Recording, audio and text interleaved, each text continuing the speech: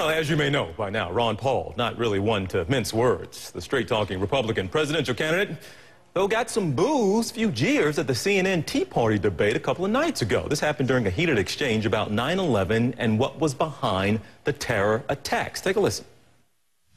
They want to kill us because of who we are and what we stand for. And we stand for American exceptionalism. We stand for freedom and opportunity for everybody around the world. And I am not ashamed to do that. As long as this country follows that idea, we're going to be under a lot of danger. Osama bin Laden and Al-Qaeda have been explicit.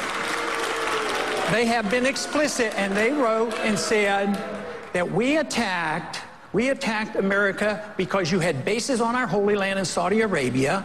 You do not give Palestinians a fair treatment, and you have been bombing. I didn't say that. I'm trying to get you to understand what the motive was behind the bombing.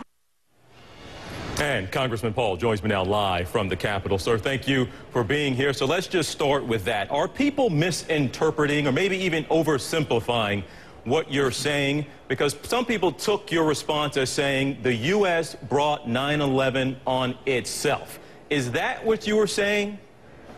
Obviously not, because I'm an American, you're an American, I don't blame you, but I do blame bad policy, and there's quite a bit of difference. But, you know, what I'm saying is not new or strange. It's been around a long time. The CIA is actually the one that, you know, introduced the term blowback, and the 9/11 Commission acknowledged this. And matter of fact, after 9/11, we removed that base from Saudi Arabia. So it's nothing new. But I think if you ignore the real cause and claim that we're being attacked because we're free and prosperous, we're missing the boat. As a physician, I always have to know the cause of the disease to correct it, and to ignore the cause doesn't solve our problems whatsoever. But to turn this around and say that we're exceptional and we have to do this, I think we are exceptional. I just resent and resist the temptation to force our exceptionalism on other people through force.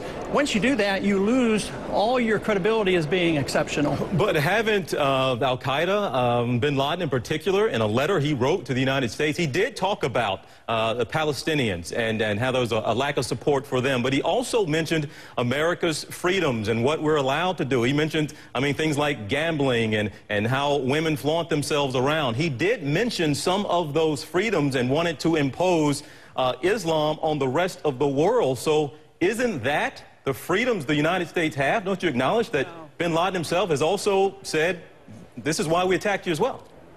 Well, there's only been a couple of individuals who have studied this. Michael Schur, who was the CIA agent that studied bin Laden more than anybody else, along with Robert Pape, who has investigated and detailed every suicide terrorist attack that he could find. And he says 98% of the suicide terrorism attacks against us, the main motivation was occupation, and religious beliefs had nothing to do with it. But we're talking about 9/11. Wait.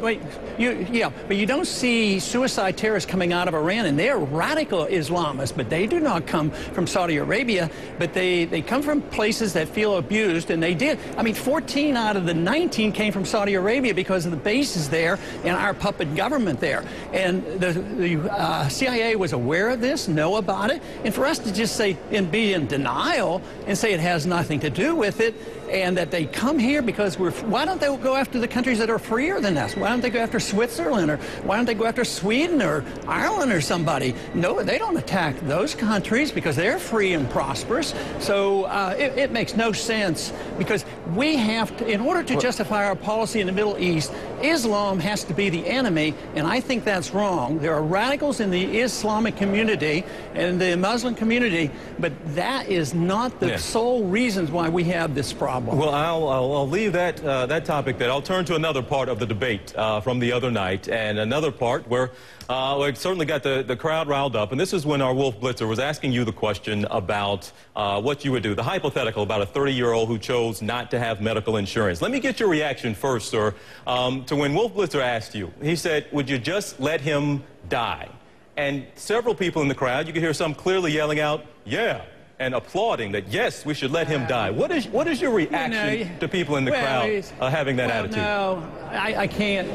You know, it's so overly simplified to explain a philosophy on how you take care of people in 30 or 60 seconds. All I know is if you look at history, and if you compare good medical care, and if you compare famine, the countries that are more socialistic have more famines. If you look at Africa, they don't have any free market systems and property rights, and they have famines and no medical care. So the freer the system, the better the health care. And for somebody to turn around and say there's one individual who didn't have this care, you know, all of a sudden you hate people and you're going to let them die. I spent a lifetime in medicine. To turn that around like that is just foolish. And besides, I tried to explain that night that I practiced medicine in a time when we didn't have government dependency, which is now bankrupt, by the way, and they were taken care of. There were no people out in the street. Nobody get thrown out on the streets. People got taken care of, and churches and other volunteer organizations. I still have a hospital that is a charity hospital in my district that is a burn hospital, and nobody has to pay if they don't want to or they can't pay. Okay. So this whole idea that the world will not provide for people